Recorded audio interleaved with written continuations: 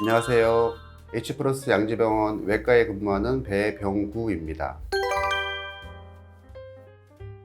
탈장은 말 그대로 장이 탈출하는 질환입니다. 장은 원래 복벽에 둘러싸인 복강 내에 있어야 되는데 복벽이 약해졌을 때 그 약해진 부분으로 장이 튀어나오는 것을 탈장이라고 합니다.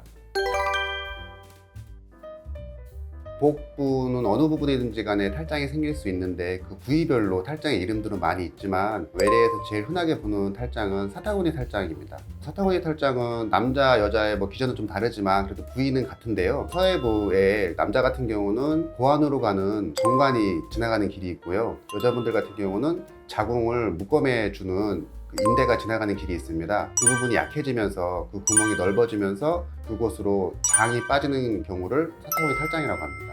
배 안에는 대장도 있고 소장도 있고 여러 장들이 있는데요. 주로 소장이 빠지는 경우가 많습니다. 보통 남자분들은 비뇨기과를 많이 가시는데요. 고환 주변에 뭔가 불룩하게 튀어나온다고 생각하시는 분들도 있고 서해부가 뭔지 모르게 아프다고 오시는 분들도 있고요. 여자분들 같은 경우는 골반뼈 우지 쪽으로 해서 뭔가가 아프다고 오시는 분들도 있고 또한 남자분들처럼 튀어나온 무슨 덩어리가 있다고 오시는 분들도 있습니다.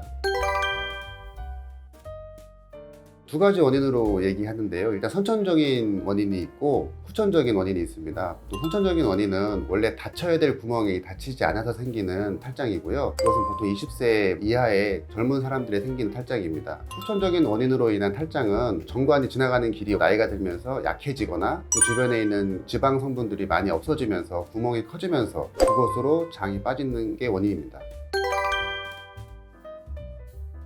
사타구니 탈장은 워낙 진단이 전형적이고 참 쉬운데요. 환자분이 서 있거나 기침을 할 때는 덩어리가 튀어나오고 우리가 손으로 눌렀을 때는 자연스럽게 들어가는 경우도 있고요. 그리고 또 하나는 환자분이 서 있을 때는 튀어나왔지만 환자분 보고 누워 있으라 그러면 무게가 빠지기 때문에 다시 자연스럽게 들어가는 경우도 있습니다. 손으로 눌러봤을 때 잘 들락날락하는 덩어리가 있으면 거의 사타구니 탈장으로 진단을 하지만 치료를 결정하기 위해서는 초음파나 복부 CT 등을 촬영하고 있습니다.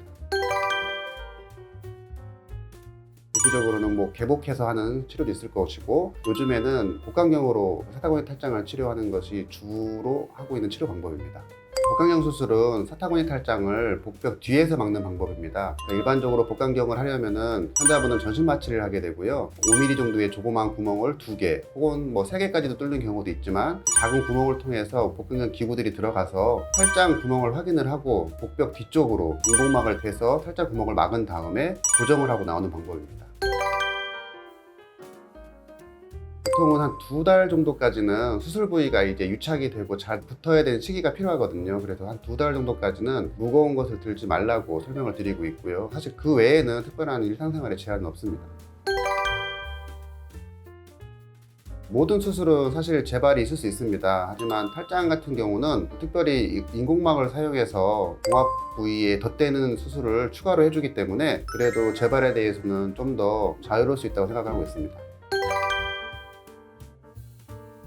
탈장은 수술 외에는 다른 방법이 없는데요. 왜냐면은 일단 구멍이 약해지기 시작하면은 복강 내는 항상 복벽 밖보다는 압력이 높거든요. 그래서 우리가 기침을 한다든지 아니면은 대변을 볼 때 배에 힘을 주는 것처럼 복압을 증가시키는 행동들이 항상 있을 수 있기 때문에 그 구멍은 어떤 약으로나 다른 방법으로는 막히지가 않습니다. 그래서 탈장은 진단과 동시에 수술이 필요한 질환입니다.